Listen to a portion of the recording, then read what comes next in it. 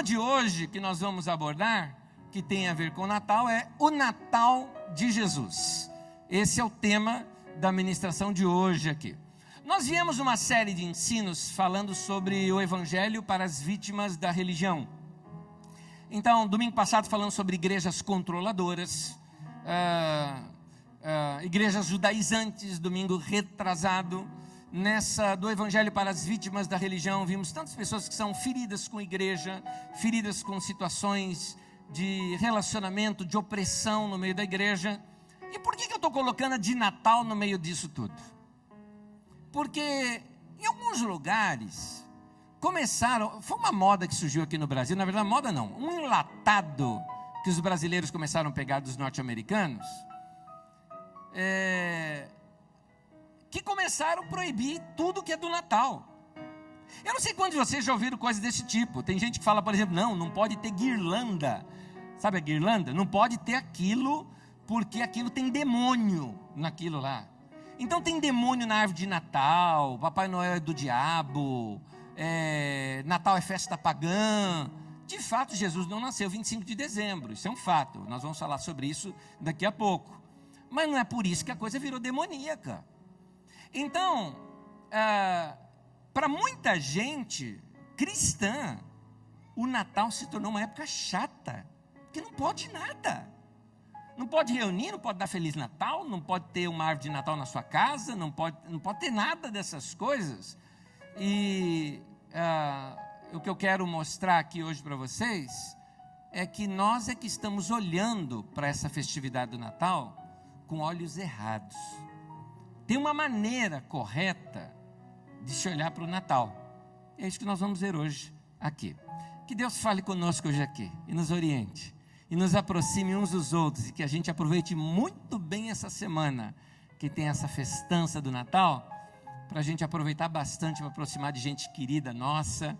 E lembrar do Natal original. Aí não tinha Papai Noel, não tinha rena, não tinha neve, boneco de neve, não tinha nada disso. Mas tinha um bebê numa manjedoura, que é o nascimento de Jesus. É disso que vamos falar hoje aqui. Vou convidar você a dar a mão para quem está do teu lado, para a gente orar junto. Vamos pedir para Deus para falar conosco nesse momento? Pede para Deus, fala, Deus, fala comigo hoje aqui, eu preciso da graça do Senhor. Eu vou pedir para os irmãos, para quando for orar por você, para Deus falar com você, ora por mim também. Eu também preciso da sua oração. A propósito, perdão, antes de você orar, domingo que vem, estou aqui de novo. Domingo que vem, nós vamos, essa série até domingo que vem eu vou falar sobre os supercrentes. Um pensamento que veio na igreja evangélica brasileira, de que quem está com Deus não acontece nada de errado. E aí a hora que acontece alguma coisa de errado, a pessoa entra em pane, não é? E nessa de supercrentes, se cobra também muito dos pastores. Os caras são os ungidões, nada de errado acontece na vida deles. Não é verdade, não. É gente normal. Pastor é a mesma coisa. É uma ovelha como você, só que tem o dom de ensino. É só isso. Há menos de 30 dias para trás, ou vamos colocar já para não errar, vamos chegar até 50 dias atrás, 3 pastores se suicidaram nos Estados Unidos. Os caras entraram em crise existencial. Porque o cara é herói, o cara pode tudo, o cara é aquele holograma, ele não existe mais, existe um holograma com quem as pessoas se relacionam. O dia que ele descobre que ele não é nada daquilo, ele entrou em crise. E eu achei um absurdo, quando eu li os comentários, esses que tem na internet, posts que o pessoal comenta embaixo, e as pessoas ainda descendo o pau em cima. Não, porque não era pastor, não tinha chamado de Deus na vida dele, por isso que se matou. Desse jeito. Ou dizendo, por exemplo, uma pessoa ali até colocou, eu acho que todo pastor precisaria, por exemplo, ter um psicólogo, algo parecido na sua vida. Outra pessoa, não, se ele é homem de Deus, ele não precisa de psicólogo, como se psicologia fosse uma coisa ruim, né? Olha a cabeça do povo. Gente, no domingo que vem seria mais ou menos isso. É o Evangelho nos chamando para a nossa humanidade, para a gente ser gente e ser normal. É isso. Sem super-heróis aqui. Amém, queridos? Sem super-heróis. Então, por isso que eu estou falando para vocês, ora por mim também, porque eu também preciso da tua oração. Imagina se hoje você tivesse que vir aqui falar com todo mundo, não tremeria na base? Eu também tremo. Então ora por mim também, eu preciso da graça de Deus na minha vida, para ministrar para vocês hoje aqui, tá bom? Vamos orar juntos? Ora por você, ora por mim, ora pelos irmãos que estão ao seu lado, já me uno com você em oração também.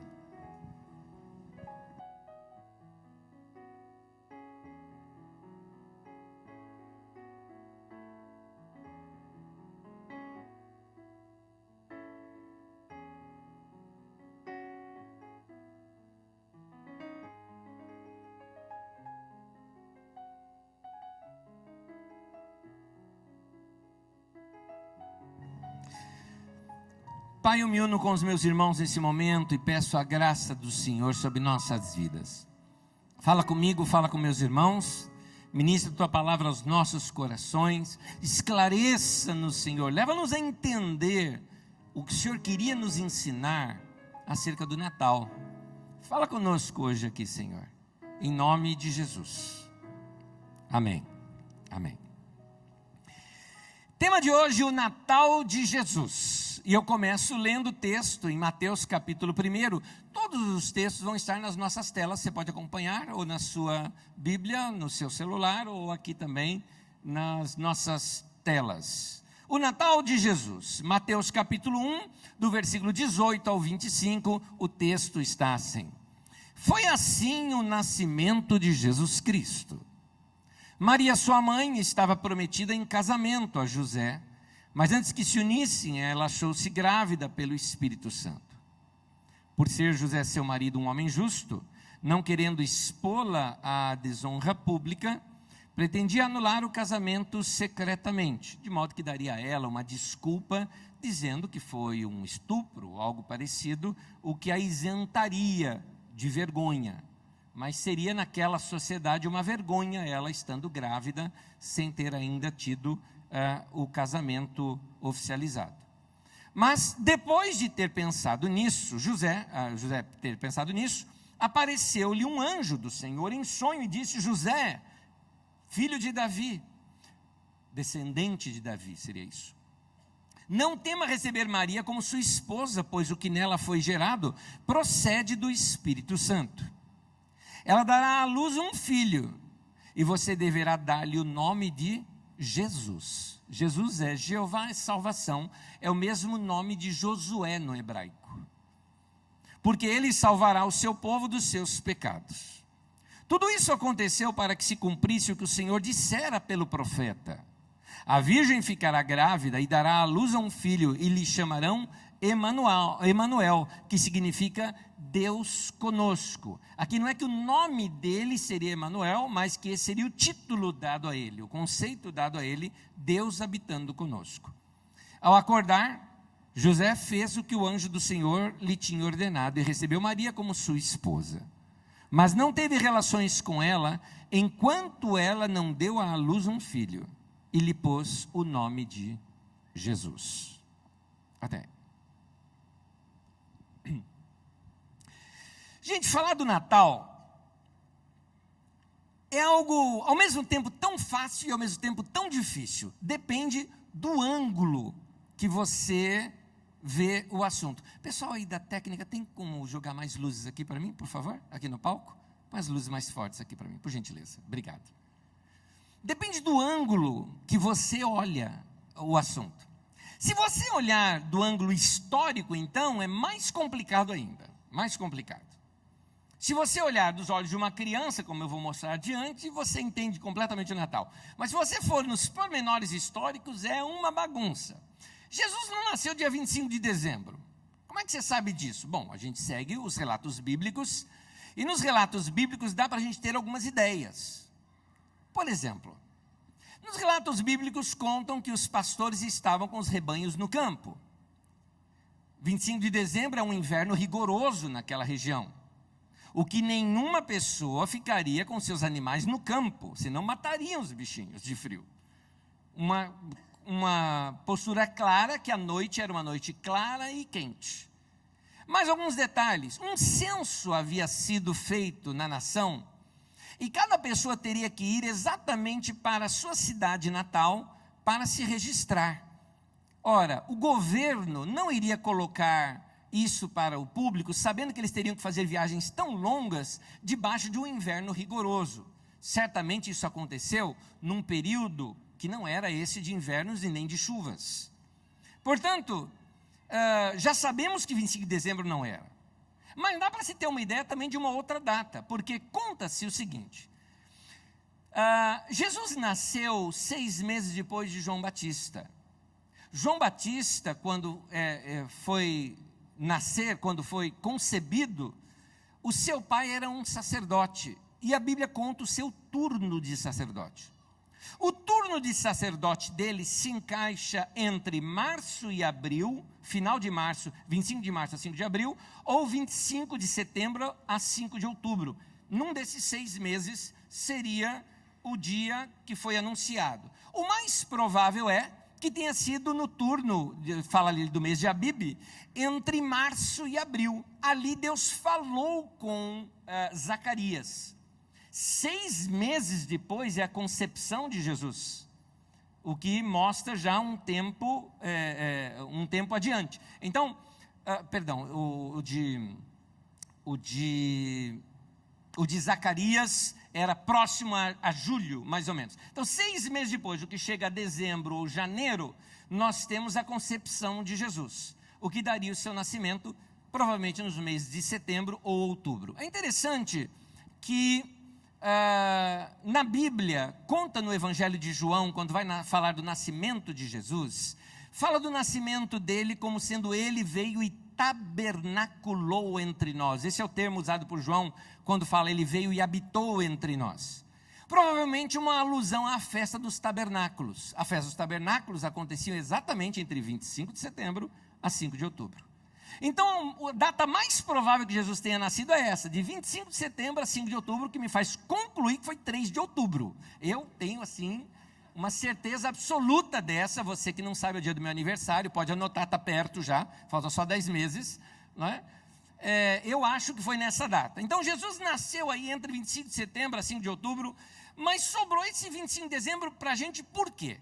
Bom, na antiguidade, os povos pagãos, e ali principalmente os romanos, eles realizavam o chamado Natalis Solis Invicti, o nascimento do sol invencível. É uma festa em homenagem ao deus persa Mitras.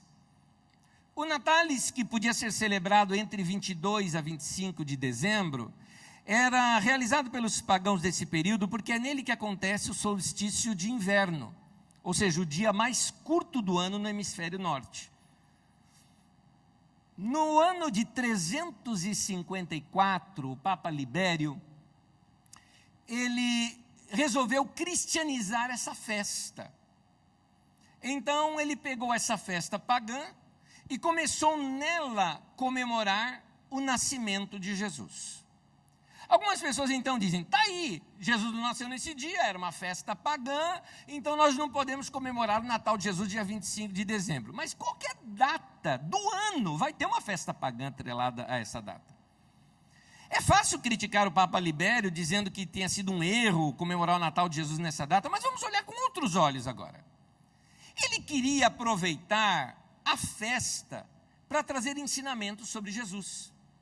Nos séculos 2, 3, aliás, principalmente no século 3, 4 e 5 da história da igreja, uma das estratégias da igreja para cristianizar o mundo era respeitar a cultura local e as festas locais, só que o que se fazia, introduzia nestas festas locais princípios cristãos, estudos cristãos, memórias cristãs, de modo que as memórias cristãs fossem mais fortes do que as suas anteriores. Ficava a festa, o povo todo gostava das festas, mas começava a se aprender mais sobre as lições do Evangelho. Então o Papa, ele não queria ser preciso ou não estar certo. Você acha que ele não sabia que Jesus não tinha nascido nessa data? Sabia. Mas ele queria dar ao povo um dia para se lembrar do nascimento de Jesus e escolher essa data. Que erro tem de comemorar o Natal dia 25? Não tem, até porque a gente não tem nenhuma data exata do nascimento dele. Queridos, vamos pensar um pouquinho agora sobre o Natal. Quantos de vocês conseguem se lembrar nas suas memórias aí mais antigas de Natal que você consegue trazer à sua mente? Coisas legais que você tinha de Natal na sua infância. 4, 5, 6 aninhos de idade. Aquela época bem inocente, quando você via alguma coisinha assim, se encantava com aquilo. Meus pais eram membros de uma igreja batista, e ali eu tocava numa bandinha de Natal. Eu amava, Natal para mim era tocar na bandinha. E na bandinha eu tocava triângulo, que eu gostava, que eu fazia um monte de barulho ali naquele triângulo e gostava daquilo. Cantava, esguelava lá na frente junto com meus amiguinhos. E as musiquinhas eram sempre as mesmas. Todo ano a gente cantava as mesmas musiquinhas. Pinheirinho, que alegria, tralalalala. Alguns de vocês devem conhecer essas musiquinhas. Ou aquele bate o sino pequenino, sinos de Belém. Já nasceu Deus menino para o nosso bem. Né? É tão gostosinho. Nossa família era uma família pobre. O meu pai, para não se obrigar a uma demanda anual assim de gastos, né, com presentes, ele nunca dava presente de Natal para a gente. Nós não era nosso costume, como nunca nos acostumaram a isso, eu não sentia falta. Algumas pessoas pensam que infância pobre é infância infeliz. Eu discordo de você. A minha foi bem pobre. Olhando hoje para trás, eu vejo que ela foi bem pobre. Mas, gente, curti pra caramba a minha infância. A infelicidade vem quando você compara, né? Quando você faz comparações. Quando anos mais tarde eu vi natais de outras pessoas, e as pessoas ganhando presentes e a gente não, aí você se sentia inferiorizado. Mas quando era o normal aquele, você se sentia bem no meio de todo mundo. Eu lembro que eu não ganhava presente de Natal. O primeiro presente de Natal que eu me lembro, eu não estou dizendo que foi o único, que eu não quero ser injusto com alguém que talvez tenha me dado algum presente, eu não me lembre. Mas eu me lembro de um presente que o meu irmão me deu. Meu irmão, 5 anos mais velho que eu. Ele fez questão de juntar um dinheirinho dele, a gente ganhava dinheiro, a gente morava em frente ao cemitério. E dia 2 de novembro era uma maravilha, dia de finados era uma maravilha, a gente cuidava de carro. A gente juntava água lá de casa e levava até o cemitério para acompanhar as pessoas e regar as plantas lá, né? No cemitério, que eles plantavam lá para as pessoas, né? E como minha família me ensinou a não ter medo de morto, a gente não tinha medo, a gente entrava no cemitério, regava as plantas, mas ganhava um troquinho com aquilo. Meu irmão juntou aquele troquinho para comprar um presente para mim. E ele me deu 2 jogos de botão. Sabe aqueles jogos, os homens sabem o que eu estou falando, né? Futebol de botão. Ganhei 2 times, Corinthians e São Paulo. E desde aquele tempo o São Paulo virou freguês do meu time, né? Desde aquele tempo. Eu só ganhava ali, né? Tá bom. Mas Natal para mim me lembrava assim, bandinha, tocar aquelas musiquinhas. Agora, depois que eu saí da infância, o Natal foi perdendo um pouco disso comigo. Talvez isso deve ter acontecido com você também. Primeiro porque as canções já não eram mais as mesmas. Aliás, para mim, Natal tem que ser aquelas canções. Fazer uma canção nova de Natal, para mim não é Natal. Natal são aquelas que eu cantava quando criança. Foi nessa semana, por exemplo, eu fui no teclado lá de casa e comecei a tocar musiquinhas de Natal ali. Não foi muito tempo, uns 7, 10 minutinhos ali, fiquei tocando, só para me lembrar das musiquinhas antigas que a gente tocava na época de Natal. Natal para mim tinha que ser aquelas músicas carregavam junto consigo as lembranças gostosas da infância. Uma outra época na infância que eu curti muito também essa questão de Natal, foi quando o Maurício de Souza publicou na Rede Globo o Natal da Turma da Mônica. Foi o primeiro desenho dele que passou, e eu amava gibi do Maurício de Souza. A gente ficava jogando bola e passava todos os dias. Quem se lembra dessa época, era todo dia passava e 2, 3 vezes ao dia ou mais passava.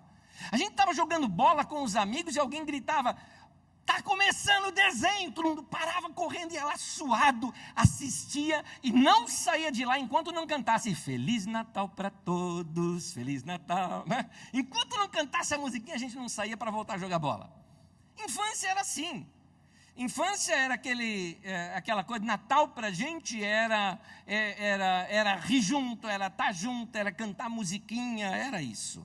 Mas acabaram-se os meus natais dos sonhos. E quem acabou com os meus natais do sonho foi a minha religião. Foi ela que detonou os meus natais dos sonhos. Porque quando eu cheguei na minha adolescência, muito envolvido com a igreja, e a minha igreja começava a fazer peças de Natal, e como eu cuidava exatamente da área da música, me envolvia com aquilo, era estressante, desgastante, eram peças evangelísticas, não tinha muito sentido aquilo no Natal, mas era o que a gente fazia. Depois começou a vir na minha cabeça aquele negócio de desprezo ao Natal. Não, Natal é uma festa comercial, afinal de contas Jesus não nasceu mesmo em dezembro, eu comecei a deixar para lá toda essa ideia do Natal. E aí veio o esculacho, demonizar o Natal. Ensinaram que o Natal era uma festa pagã. Conta-se a história que esses símbolos modernos que a gente tem do Natal, eles remetem a cultos pagãos antigos. Uma história da Babilônia, de um homem chamado Nimrod. Ele se casou com Semíramis e tiveram um filho chamado Tamuz. Tamuz, depois que morreu, dizia-se a história babilônica, que seu espírito vinha e ficava debaixo de uma árvore, onde as pessoas levavam presentes para ele. Tamuz gostava de coelhos e de ovos. Pronto, demonizaram meu coelhinho da Páscoa também. A árvore de Natal foi demonizada, a Semíramis carregando Tamuz, falavam que era daquilo que vinha aquela ideia do presépio, aí até o presépio também virou coisa demoníaca. Paganizaram o presépio. Pronto, lá se vão meus coelhinhos de chocolate, lá se vão as arvorezinhas bonitinhas de Natal com bolinhas vermelhas, e ainda alguém vem e me conta a verdade sobre Papai Noel. Que decepção, que a Coca-Cola criou em 1930, o velhinho gordo e vermelho. Não é bem essa a história, mas foi o que me contaram. Agora, tudo mais não era de Deus, era tudo do diabo. Os natais ficaram chatos, vazios, festa pagã. E eu me sentia sendo parte de uma seita obscura, distante de todo mundo do mundo. Afinal de contas, eu era cristão, os outros eram do mundo, eu não podia me misturar com eles. Já era casado. Não tinha árvore de Natal em casa. Natal não tinha nem sequer uma guirlanda, a gente tinha, porque falava que aquilo juntava demônio. Junta poeira, demônio não. Poeira juntava. E aí eu vi aquelas festas do povo todo festejando com os luzes, rojões, e a gente cristão do lado de fora, não nos envolvemos com isso. Mas nasceu meu primeiro filho, o André. E um dia eu vejo meu filho encantado com luzes e árvore de Natal. Aqui em Osasco, ali no bairro do Piratininga, fizeram uma árvore enorme. Eu acho que aquilo estava debaixo do governo do Dr. Celso Giglio, que fez aquela árvore enorme de Natal aqui em Osasco. Meu filho viu aquilo e começou a gritar dentro do carro: a luz, a luz, a luz, é a luz, né? Eu quero ver a luz e tal. E eu fui lá e desço do carro e vou com ele encantado com aquela árvore de Natal. É interessante. Só uma criança para me levar de novo para entender o Natal. Com cabeça de adulto eu não estava entendendo nada. Somente uma criança para entender o Natal. E eu, com a criança, fui reaprender sobre o Natal. Aí nós começamos a fazer visitas a lugares turísticos em São Paulo, da época de Natal. Algumas ruas de São Paulo que simplesmente enfeitavam as ruas todas. Inclusive aqui em Osasco, no bairro do Jaguaribe, tinha uma rua que se enfeitava a rua inteirinha, assim, as casas, com uma decoração mais bonita do que a outra. E a gente ia lá só para ver aquilo e passear com a criança. Passamos a comprar presentes. Ver nosso filho rindo e com aqueles olhinhos brilhando, né? Vai ter uma surpresa para você no Natal. Aqueles olhinhos ficavam assim, aguardando aquele presentinho. Começamos, quanto mais crianças começavam a ter na família, a gente começava a fazer tudo isso de novo. Uma vez nós até arriscamos, nasceram sobrinhos, nasceram outras crianças, inclusive meu outro filho, depois o Dudu, nasceu. Nós até um dia arriscamos em família vestir o meu sogro de Papai Noel. Tadinho, ele ficou tão feio, que a hora que ele entrou e fez ho, ho, ho, as crianças começaram a chorar e sair correndo.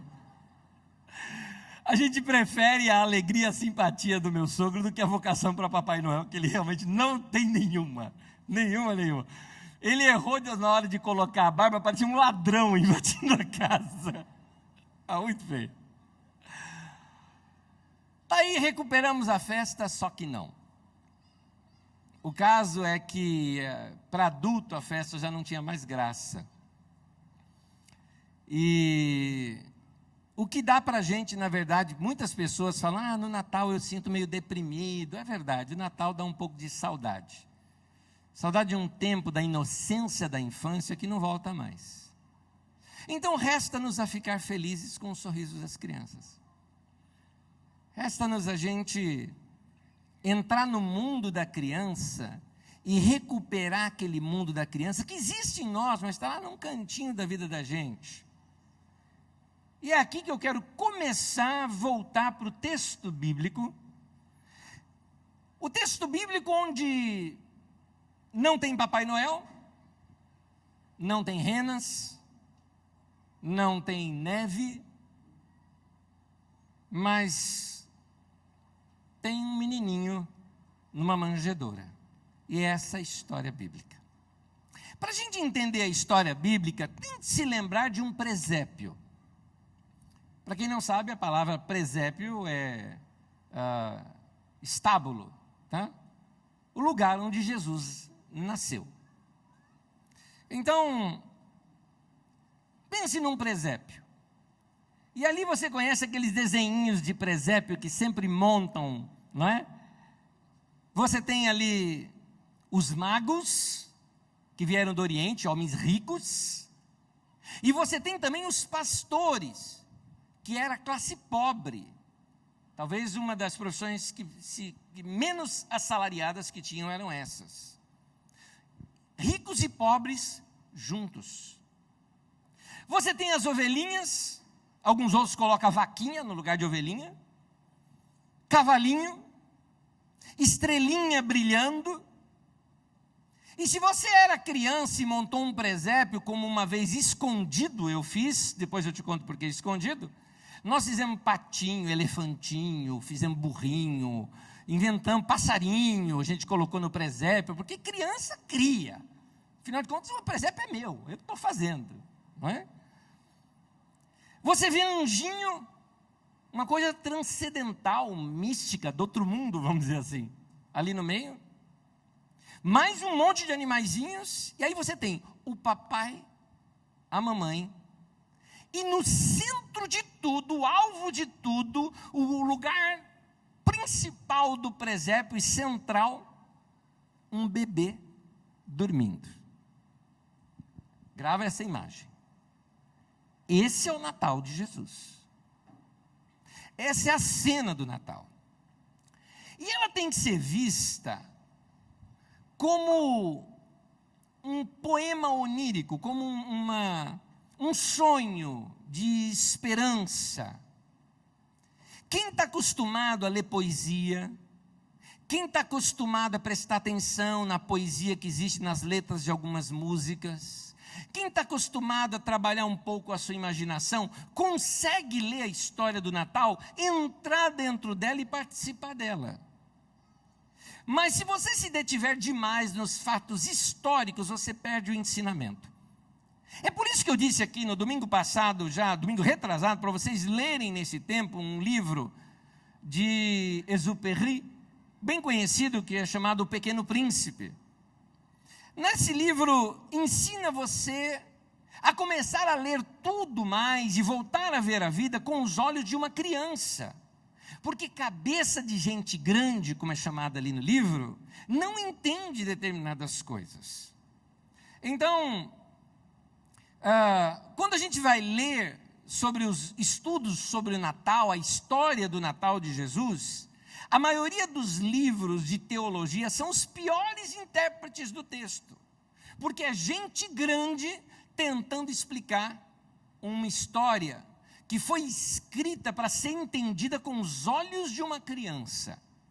Não é história para criança, mas uma história para ser lida com os olhos de uma criança. O Natal, por exemplo, tem muitas lições no Natal. Uma das principais lições do Natal é que sempre há esperança. Isso é uma grande mensagem no Natal. Porque a Virgem dá luz a uma criança, nos fala que a esperança existe em nós vivermos sonhos impossíveis e saber que sonhos impossíveis podem sim acontecer. Como é que pode uma virgem dar luz a um filho? Não pode, mas pôde. Mas aconteceu. Isso nos mostra que a mensagem de Jesus, já no seu nascedouro, mostra que sempre existe possibilidade de uma coisa que a gente ainda nunca imaginou existir. Pode sim vir a acontecer. Pode uma virgem dar luz? É impossível. Mas Jesus nasce dessa maneira, vencendo o impossível.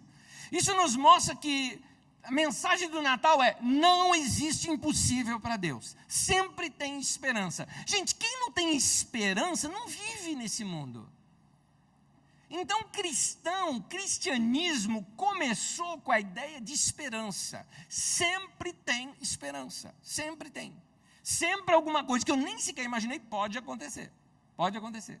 Porque é isso que o Natal de Jesus, o nascimento de Jesus, nos mostra. Mas vamos voltar para o presépio.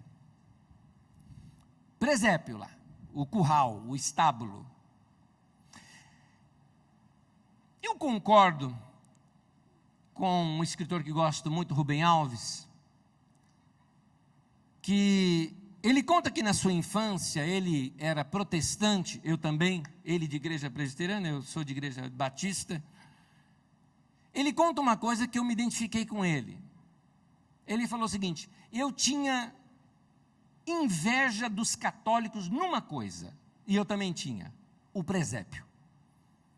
Por que igreja, eu não sei até hoje explicar, eu não sei explicar, eu que sou pastor não sei explicar, se alguém souber um dia me conta, mas por que nós os protestantes não usávamos o presépio? A gente usava a árvore de Natal, as bolinhas vermelhas e tudo mais, mas presépio não, presépio era coisa de católico, e não podia fazer aquilo. Como minha família era toda protestante e tudo mais, e não gostavam das coisas de católico, um dia eu fui no vizinho, a vizinha me falou: você quer fazer com a gente? Eles estavam construindo o presépio. Você quer fazer com a gente? Eu falei: você não conta para minha mãe? Ela falou: não, eu não conto, amigos, tá? Eu falei: então tá bom. Eu fui lá ajudar a fazer a ovelhinha, a bichinho, e tudo quanto era bichinho que eu imaginava, ela fazia ali no papel, e a gente foi construindo com papel aquele presépio. Foi meu único presépio da vida, gente, mas até hoje eu me encanto com ele, me lembro até hoje. Que mais vem para o Natal de Jesus? Eu falava: o patinho, eu ia lá e fazia o patinho e tudo mais. Eu lembro que eu falei: que mais? Eu não sabia mais que bicho colocar, eu falei: a minhoca, né? E botaram uma minhoca lá também, não é? É interessante, no nosso presépio tinha até cobra. Olha só, hein, o pessoal que chama cobra de sendo o diabo, lá no paraíso, aquela coisa, nossa, estava no presépio, bonitinho, adorando Jesus também, né? Você percebe, o presépio, ele fala muito mais do Natal de Jesus do que uma árvore e o Papai Noel, não é verdade? Não quero aqui também demonizar o Papai Noel, gente, por favor. Papai Noel é só uma figura ilustrativa, ela é uma figura decorativa. Aliás, a história de Papai Noel vem de um bispo chamado Nicolau, que depois virou São Nicolau, que ele, na época exatamente do Natal, ele levava presentes para duas crianças pobrezinhas, que eram órfãs. Ele levava presente e deixava escondido ali para elas. Era isso, São Nicolau. Na década de 30, a Coca-Cola pegou o Papai Noel e deixou ele vermelho, com as cores da Coca-Cola, e do tamanho de alguém que toma Coca-Cola o tempo todo, né? Isso aí realmente foi a Coca-Cola que fez. Mas assim, não vamos demonizar o bom velhinho só porque tomava Coca-Cola, não é verdade? Não vamos demonizar. Não é demônio, gente. Não é demônio, não tem nada de errado nisso. É só uma figura decorativa. É só isso. Aliás, eu encontrei com ele esses dias, verdade. Encontrei com ele, eu estava num shopping aqui de São Paulo, e eu abri a porta do meu carro, imagina, eu saindo aqui do motorista e do passageiro do outro, quem sai de um corsinho apertado? O Papai Noel. Eu fiquei tão emocionado de ver o Papai Noel. Aí caminhamos juntos, fomos pegar o elevador, eu não resisti. Quando entramos dentro do elevador, eu falei, eu tinha aprendido que você vinha de rena, não de elevador. Né? Tirei foto com ele e tudo, Papai Noel, legalzinho ele. O legal, diante do presépio, é não se fazer perguntas. Que pergunta que não é para ser feita? Aquela de adulto. Aconteceu de verdade? Aquela estrela era o quê? Uma conjunção de Júpiter e Saturno, colocada na constelação de Peixes, por isso os astrólogos entenderam. Não tenta entender não, você não vai entender. Não vai por isso não. Não é esse o caminho. Ficar com perguntas de adulto, né? Foi desse jeito mesmo? Que ano que foi? Foi 4 a.C., foi 6 a.C., ou foi no ano 0 mesmo? Não tenta entender. Não é por aí. Criança sabe que essas coisas são irrelevantes. Criança ouve uma história e ela se deixa ser transportada para dentro da história. Quem aqui é papai, mamãe, ou até titio ou titia, que já contou historinha para criancinha pequena na hora de dormir? Quem já fez isso aqui? Quem já fez isso? Uma frase que, se a sua história foi legal, você ouviu, foi, de novo, não é? Você ouviu isso? Não é do Teletubbies isso aí é das crianças, né? De novo! Eles vão pedir o tempo todo para você. E eles querem que conte a historinha do mesmo jeito. Do mesmo jeito. Eu não sou um bom contador de história para criança. Falo muito com adulto, minha linguagem ainda é muito de adulto. E ainda mais tendo uma pedagoga em casa, minha esposa pedagoga, lida com criança e tudo mais, tem uma contadora de história profissional. Eu vou me meter a contar história? Um dia, o Dudu, meu filho mais novo, pequenininho ainda, ele chegou para mim e falou, pai, conta uma história. Eu falei, não, o contador de história é sua mãe. O pai não sabe contar história. Sabe sim, você conta todo domingo. Eu falei, filho, mas lá eu conto para adulto. Mas eu entendo, pode contar história para adulto, que eu entendo. E eu fui tentar contar história para ele. E aí eu comecei a contar algumas histórias para ele, porque o que eu falei? Eu imaginei, bom, eu tenho que pegar algumas coisas que ele gosta. Meu filho era fã de caminhão de lixo, acredita? Caminhão de lixo para ele era uma coisa linda, maravilhosa. Outra pessoa que ele era fã, meu filho é fã do Gernando, pastor da música aqui da nossa comunidade. Se tornou fã do Gernando quando o Gernando ensinou ele a cuspir. Eu tenho isso filmado. Gernando simplesmente chegou assim para ele e falou assim, faz chuva. E ele cuspia e ria. E ria, tal. Só que aí o que aconteceu? Começou a brincar de fazer chuva, Um dia aqui, na saída aqui da Carisma, eu vejo ele assim, vô, no colo do vô dele, chuva. E cuspia no vô. E o vô ria. Sabe que vô é essas coisas, né? Só estraga, filho, né? Aí eu cheguei como um pai, que o pai devia tomar uma postura naquele momento. Cheguei, Dudu, não, você não faça mais isso. Não pode fazer chuva cuspir no seu avô. De maneira alguma. Não é mais para fazer. Tá bom? Tá bom, pai. Você vai dar bronca no Gernando também? Afinal, foi o Gernando que fazia isso? Meu filho se tornou fã dele. Aí lá vai eu contar a história. Dudu, a gente estava indo lá para Carisma. E um moço que estava dirigindo um caminhão de lixo passou mal. E ele pediu para a gente dirigir o caminhão, mas eu estava dirigindo o meu carro. E foi você dirigir aquele caminhão. E comecei a contar dele dirigindo o caminhão. Chegou aqui na Carisma, o Gernando estava rouco no dia, chamou ele para cantar. E criei toda uma história para ele. Quando terminei, achando que ele estava dormindo, ele parou. Conta de novo. Meu Deus, lembrar de todos aqueles detalhes de novo. Era uma coisa. Agora, qual o sentido daquilo de uma criança? Mas como uma criança dirigia, né? Não pergunta isso, criança não faz essas perguntas. Criança chegar num culto, dirigir um louvor, não faz pergunta, não tem nexo pergunta de adulto. Criança simplesmente ela se transporta para dentro da história e faz parte dela, vira o mundo dela. Elas não querem explicações, elas não querem interpretações, a beleza da história basta para elas. Por isso que Natal para as crianças, mesmo que hoje elas sejam adultas, só tem sentido se for repetido. Não dá para fazer Natal diferente do da sua infância, porque ele não vai ter sentido.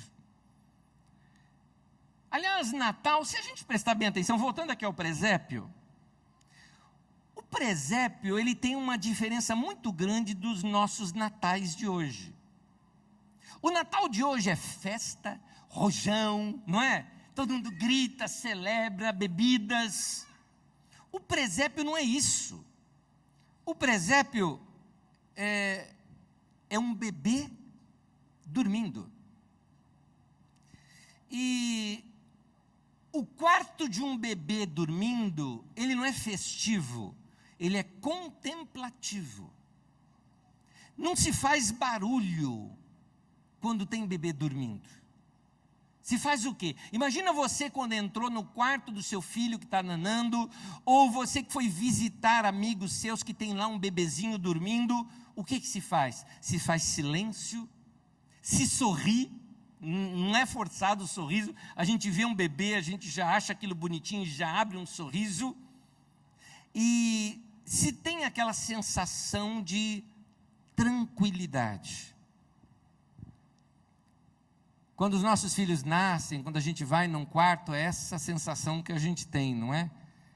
Diante de um bercinho, o bercinho vira quase que um altar ali, onde a gente reverencia, fica quieto, reverencia a vida, o Deus que é criador da vida. A gente fica impactado com a vida quando a gente vê um bebê que nasceu. Eu participei do parto dos meus 2 filhos, dentro ali da sala. O impacto de ver meu primeiro filho nascendo é uma sensação assim, não dá para se explicar, só quem já teve sabe o que é isso. Eu estava assim num estado de um bom estado de choque, né? Um bom estado de choque tão grande, que eu me lembro que quando fui levar meu filho para casa, 3 dias depois, eu dirigia o carro pela Marginal do Pinheiros, assim, a 20 por hora, 30 por hora. Tal era o sagrado que estava dentro do meu carro. Essa sensação que a gente tem de honra à vida que nasceu, o Natal quer nos levar a refletir isso de novo. Deus enviou o seu Filho para habitar entre nós e viver entre nós. E o Natal lembra esse momento em que o Deus menino, né, como diz aquela letra daquela canção de Natal, bate os sinos pequeninos, sinos de Belém, já nasceu o Deus menino para o nosso bem. Deus em forma de criança. Um Deus que nos outros povos sempre é grande, poderoso, velho, cabeludo, forte. No cristianismo é um bebê, totalmente inocente e totalmente frágil. Um Deus frágil, como pode um negócio desse? Só no cristianismo mesmo que a gente vê uma coisa dessa, porque aí se valoriza mais a vida. É como uma criança que a gente começa a entender os caminhos de Deus, e aqui vem uma segunda lição de hoje. O Natal nos ensina a conhecer os caminhos simples de Deus. Aqui fica uma lição para a gente. Complicou, perdeu o caminho, meu irmão, perdeu. Eu queria te perguntar se a sua, me permite falar assim, a sua religião, a sua maneira de se relacionar com Deus, é isso que eu estou chamando de religião nesse momento. Queria te perguntar se a sua religião é muito complicada. Porque se ela é muito complicada, você perdeu os caminhos já. Porque seguir a Deus é coisa simples. Seguir a Deus é coisa bem simples. E essa simplicidade toda agora eu quero te mostrar, estudando um pouquinho mais a história daqueles magos que vieram do Oriente. Agora estou em Mateus no capítulo 2. Mateus capítulo 2, versículo 1 e 2. O texto aparece para nós nas telas dizendo assim: Depois que Jesus nasceu em Belém da Judeia, nos dias do rei Herodes, magos vindo do Oriente chegaram a Jerusalém. Uma pausa só. Se a gente for ver com cabeça de adulto, olha só, eu olho para esse texto e falo, então os magos não poderiam estar no presépio. Porque Jesus já tinha nascido, a estrela apareceu quando Jesus nasceu, eles devem ter levado algum tempo, se não meses, para chegar lá. Então eles não estavam lá no dia do nascimento de Jesus. Interessante, né? Interessante. Cabeça de adulto, mas na da criança, vai fazer um presépio sem os reis magos lá, né? Não tem. Mas vamos lá. Depois que Jesus nasceu em Belém da Judeia, nos dias do rei Herodes, magos vindo do Oriente chegaram a Jerusalém e perguntaram: onde está o recém-nascido rei dos judeus? Vimos a sua estrela no Oriente e viemos adorá-lo.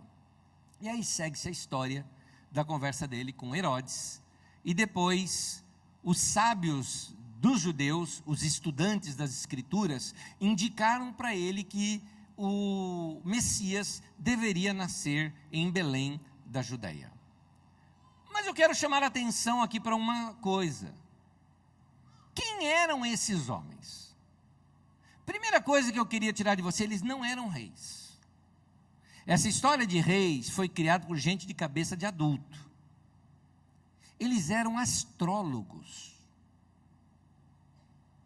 Nem astrônomo, astrólogo. E não eram reis.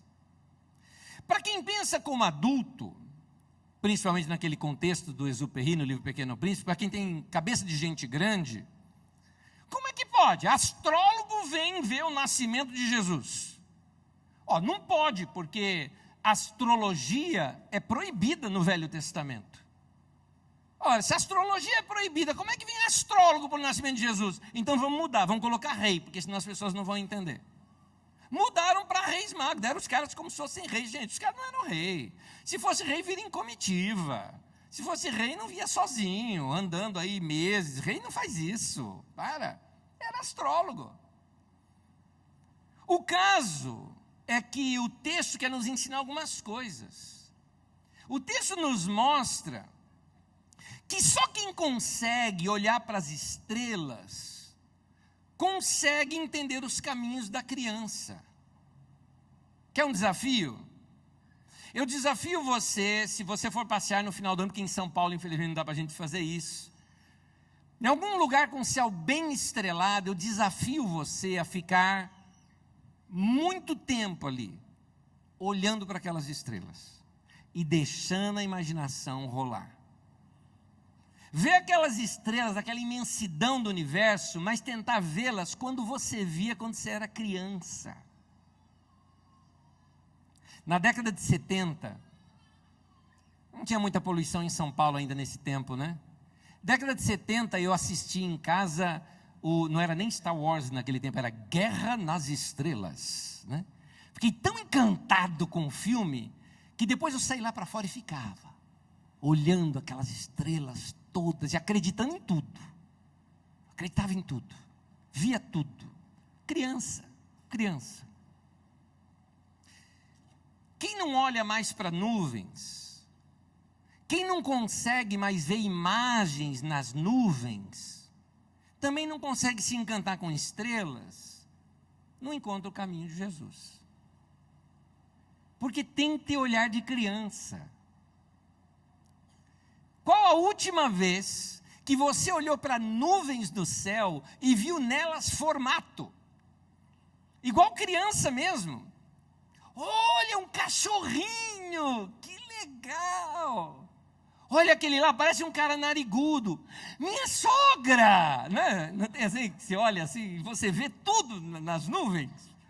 Se você consegue ainda ver imagem nas nuvens, significa que aquele dom de Deus, chamado imaginação, que Ele te deu, sensibilidade para entender esse outro lado da vida, o lado infante da vida, ainda está inerte em você, está ali em você, você consegue entender as lições do Natal. Mas se você é complicado demais, você não consegue entender os caminhos simples de Deus. Voltando aqui para a história dos magos, é interessante que eles vieram trazer presente. Eu acho mesmo que Natal é uma época para a gente dar presente. Eu acho legal, é muito bom. Mas o detalhe é que a gente costuma no Natal dar presente para gente querida. Agora, esses caras deram presente para um bebê pobre e que não poderia retribuir nada para eles. Eles não deram presentes para o rei Herodes, eles deram presentes para um bebê. Tem uma coisa que acontece no Natal que eu gosto muito de ver. Aqui na Carisma nós fazemos isso, Carisma daqui, de Jandira, de Guaratinguetá, todos nós fazemos isso, que é juntar aquelas sacolinhas e dar de presente para crianças pobres no Natal. Mas um monte de gente faz isso, na sua empresa deve ter gente que faz isso. Você conhece um monte de pessoas que são bondosas, generosas e que organizam isso. Olha, eu conheço algumas famílias pobres que estou aqui fazendo uma vaquinha para a gente dar aqui uma cesta de Natal para eles. Eu acho isso lindo. Agora, cabeça de gente grande, olha uma situação como essa e pensa assim, isso aí é justiça própria. Isso aí é desencargo de consciência. A pessoa não faz nada o ano todo e está tentando se redimir ou compensar. Isso é cabeça de gente grande. Chega para uma criança e conta assim, nós estamos juntando aqui alguma coisa para dar comida e um brinquedo para uma criança pobre. O que a criança vai dizer? Ah, legal, pronto. Criança vê simplicidade nas coisas. Ela entende os caminhos de Deus pelo modo simples de ver as coisas. Esses magos eram gente generosa, que levaram presentes para uma criança. Agora, o que essa história quer nos mostrar é interessante. Por que Deus colocou isso na história? Tudo é de propósito. Os magos contrastam com os líderes religiosos. Na história, se você ler a história, os magos vão procurar, chegaram lá na Judéia, chegaram naquela região, e procuraram saber, onde é que vai nascer, onde é que nasceu o infante rei de vocês? Ninguém sabia. Ninguém sabia não, vamos consultar os sábios aqui. E os sábios judeus eram os estudantes de teologia, os líderes da religião, aqueles que na história de Jesus contam os escribas, os fariseus, os mestres da lei. Pesquisaram esses homens e eles sabiam de cor a profecia do profeta Miqueias, que dizia que o bebê nasceria em Belém da Judeia. E eles então indicaram, vai nascer lá em Belém da Judeia. E o que os magos fizeram? Foram para Belém da Judeia. Olha o contraste. Gente de outra religião perceberam algo, foram até o lugar, souberam que ia nascer em Belém da Judeia e foram lá e estavam lá em Belém da Judeia. Os religiosos sabiam tudo, sabiam que ele ia nascer em Belém da Judeia, tinham as escrituras nas mãos, mas não estavam lá. Não estavam lá. Não foram ver Jesus. Por quê? A religião deles os cegava.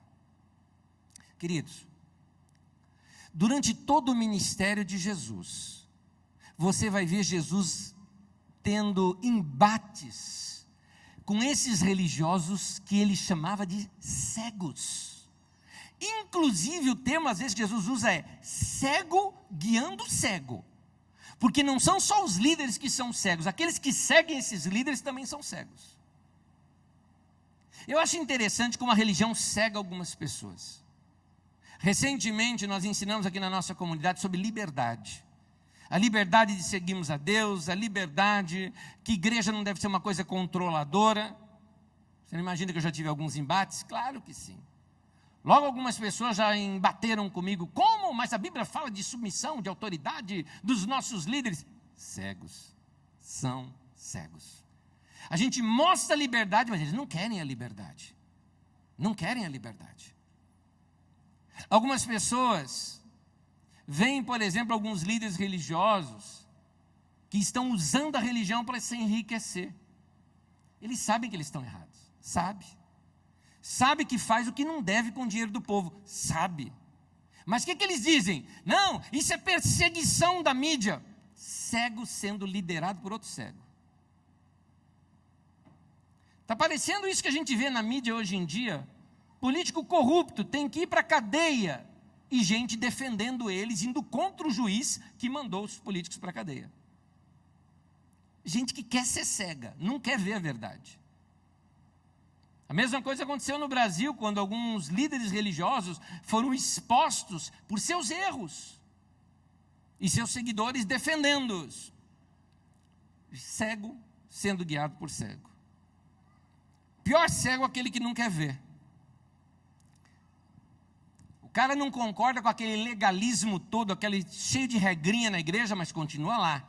Porque ele é líder, tem posição, tem o seu glamour. Tadinho, é um cego que não quer ver.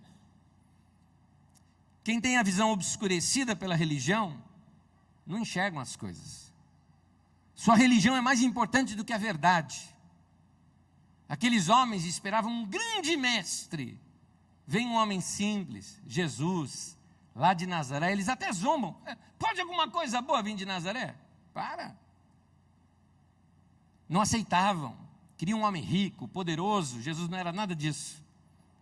Eles não queriam ver a verdade. Interessante. Até os magos, astrólogo, seguidor de outra religião, viram. Eles não. Eles não. Querido, se você quer entender a Bíblia, leia-a da maneira mais simples possível. Não tenta entendê-la com cabeça de adulto. Entenda com os olhos de uma criança.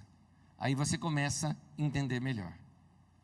O que esse texto nos mostra, para terminar, o que esse texto nos mostra é que Deus é livre para se revelar para quem Ele quiser, onde Ele quiser, e do modo como Ele quiser fazê-lo. Deus não é propriedade particular de nenhuma religião. Portanto, se alguém chegar para você e falar, não, Deus não pode fazer isso, quem é que diz o que Deus pode ou não pode fazer? Quem é que diz isso? Aquela pessoa não pode ser uma pessoa boa porque ela não é da nossa religião. Como assim? Lá na África eu fui para uma região onde, com exceção do irmão que estava junto comigo, morador de lá, numa determinada região que eu fui anos atrás, hoje já tem cristãos, mas anos atrás, estou falando coisa de 4, 5 anos atrás, não tinha um cristão sequer naquele lugar.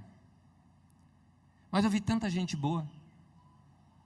Eu vi tanta gente que tinha experiência com Deus sem saber quem era esse Deus que eles tinham experiência. Eu vi gente generosa, eu vi gente boa, eu vi gente misericordiosa, eu vi gente que já estava de uma certa forma entendendo os caminhos de Deus, sem até mesmo ter conhecido Jesus. Ficava fácil falar de Jesus para essas pessoas, porque elas entendiam melhor o caminho, porque já tinham um coração aberto. Deus colocou sede em todo ser humano. Todas as pessoas têm essa sede por Deus. E algumas delas, por ter um coração simples, vão encontrando o caminho. Então, querido, voltando aqui para o texto da Bíblia Sagrada. Não tente explicar o aparecimento da estrela. Até porque não foi a estrela que guiou até a estrebaria, porque entenda bem, estrela não está aqui a 50 metros de altura andando, indicando o caminho. Não é isso. Foi algo interior que guiou esses magos até Jesus. Um testemunho íntimo. A estrela era apenas um símbolo externo, um sinal, uma linguagem que eles entendiam. Tentar dar outra interpretação, você não consegue chegar. O que eu quero chegar, a grande mensagem desse texto é o seguinte: que quem não tinha as escrituras nas mãos, aqueles magos, teve mais olhos para discernir a revelação que acontecia no coração, do que aqueles que sabiam apenas as letras das escrituras, mas tinham um coração fechado para Deus. Por isso é que os magos seguem o coração e acham a Jesus. Então o Natal também é isso. É Deus mostrando que Ele ama a todos e que Ele não é particular de religião nenhuma e que Ele fala com quem Ele quiser, da maneira que Ele quiser, fala com os que são de fora da religião e às vezes deixam cegos os que são de dentro da religião. Como se não bastasse, até mesmo depois de levar os magos até Jesus, Deus continua falando com eles. Não usando mais as estrelas agora, mas Deus falou com eles em sonhos e indicou um novo caminho para eles seguirem até a sua terra. O que esse texto mostra? Deus se revela a quem quer e como quer. Por que eu citei isso aqui numa época como essa? Esse é um ponto importante.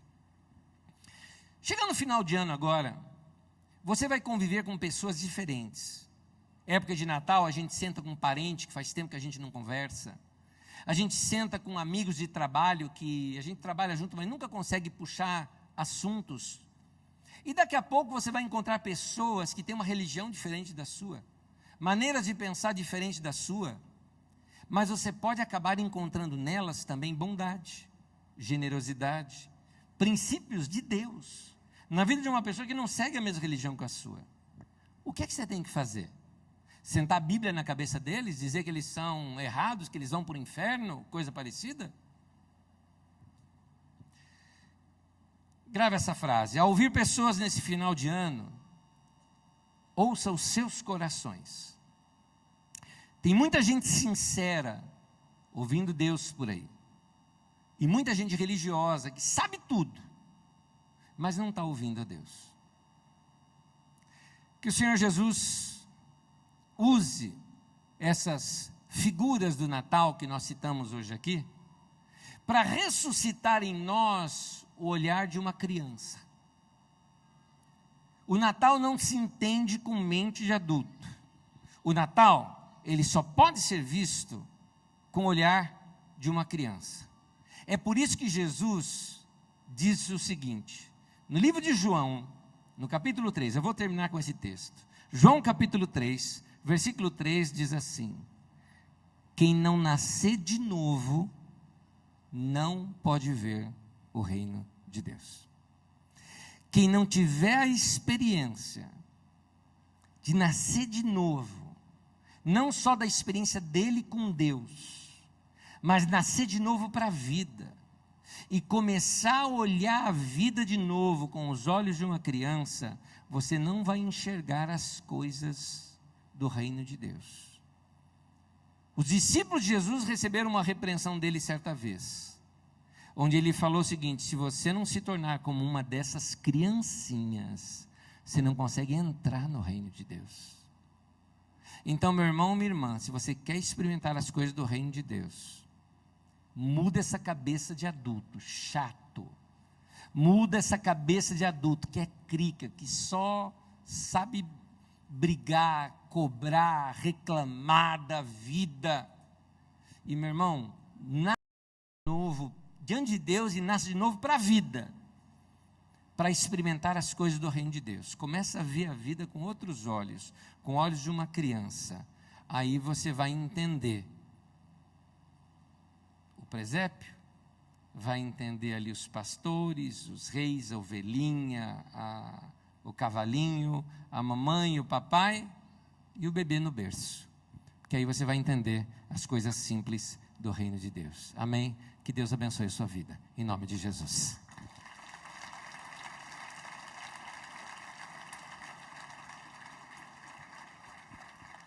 Convido você a ficar em pé nesse momento.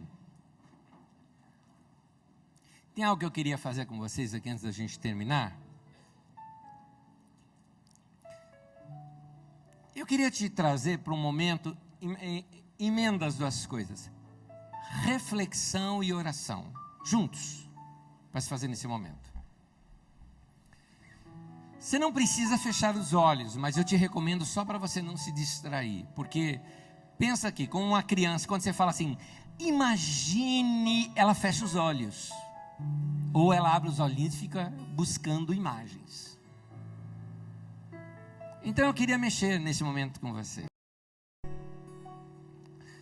Vamos então fechar os olhos, eu vou te falando algumas coisas, e as coisas que eu vou te falando, você vai transformá-la em oração diante de Deus.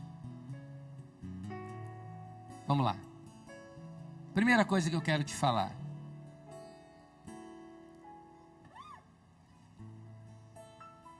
O que seria, nesse ano novo, um ano bem legal para você?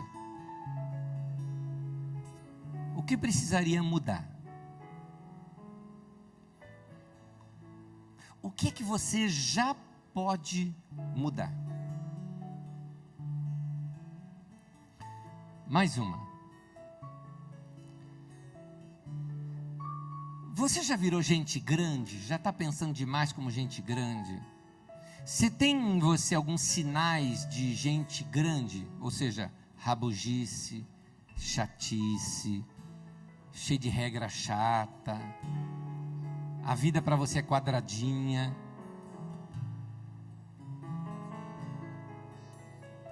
O que você pode fazer para que nesse ano novo agora, tua vida tenha mais brincadeira, alegria, coisa gostosa, viver uma vida gostosa? O que é que você pode mudar? Se você é casado, se você tem filho, se você convive com alguém, se você é filho e mora com seus pais, o que você pode fazer para que a tua casa tenha um pouquinho mais de ambiente de criança, mais gostoso, mais divertido, mais, como a gente costuma chamar, mais familiar, não é? Aquela coisa de estar junto, e menos tensão, menos briga. O que você pode fazer para mudar? Vamos transformar isso em oração agora? Vamos transformar em oração? Eu vou orar, e se a oração fala com você, você vai dizer assim para Deus: Deus, é isso aí que eu queria dizer. Quando você quer dizer assim, é isso aí que eu queria dizer, é a palavra que a gente usa, amém. Amém significa, é isso aí, tá bom? Vamos lá, eu vou orar. Pai nosso, que está nos céus, Pai querido,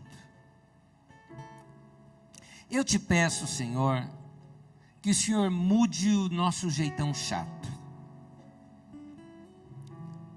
Como uma criança orando, eu te peço nesse momento que a gente seja pessoas bem legais. Que a gente possa tratar as pessoas que convivem conosco com mais amizade.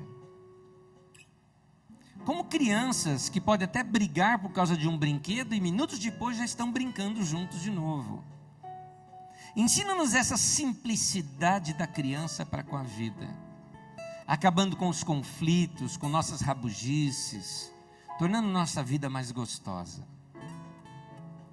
Pai nosso, eu te peço que essa verdade do Natal, do bebê Jesus, seja uma realidade na nossa vida, que a gente consiga ler mais a Bíblia com esses olhos de criança e consiga transformar mais os nossos dias dentro de casa, como quando criança a gente brincava de casinha, brincava de brinquedinho, brincava de carrinho.